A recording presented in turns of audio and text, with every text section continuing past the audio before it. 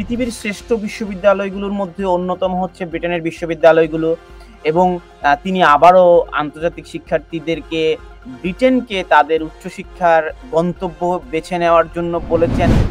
UK ইউনিভার্সিটিগুলো কিন্তু overseas স্টুডেন্টদেরকে আসলে পড়াচ্ছে।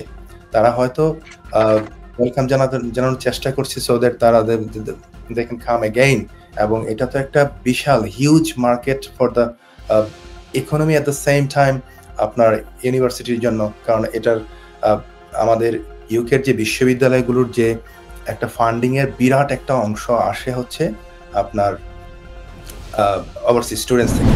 Stonebridge Legal Solutions Limited, your trusted immigration partner.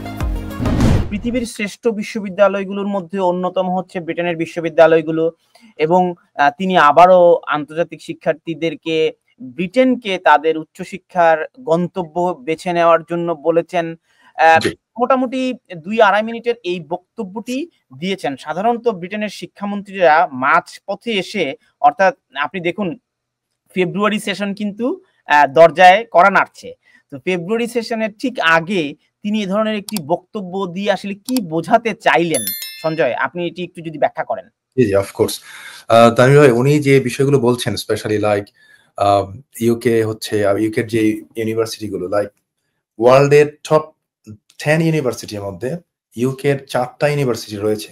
Well, obviously we all know about this matter, but the problem হচ্ছে এখানে উনি কেন এখন এই মুহূর্তে সবাইকে ওয়েলকাম জানাচ্ছে। তো এটার মূল একটা কারণ যেটা আমরা বুঝতে পারছি যে there is a massive drop of the applications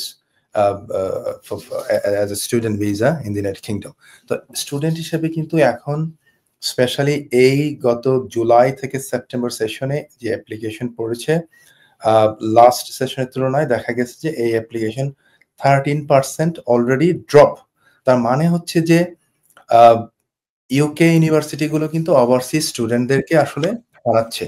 তারা হয়তো ওয়েলকাম জানানোর চেষ্টা করছে সো দ্যাট তারা দে ক্যান কাম অ্যাগেইন, এবং এটা তো একটা বিশাল huge market for the economy at the same time আপনার ইউনিভার্সিটির জন্য, কারণ এটার আমাদের ইউকের যে বিশ্ববিদ্যালয়গুলোর যে একটা ফান্ডিং এর বিরাট একটা অংশ আসে হচ্ছে আপনার ওভারসিজ স্টুডেন্টস থেকে।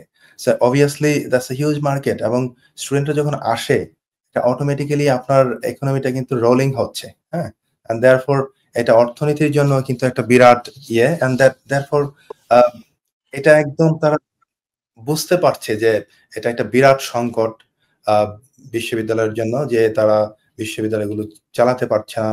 আমরা দেখেছি, আপনি নিজেও কিন্তু বেশ কয়েকটা রিপোর্ট করেছেন তানভীর ভাই, যে বিশ্ববিদ্যালয়গুলো দেউলিয়া হয়ে যাওয়ার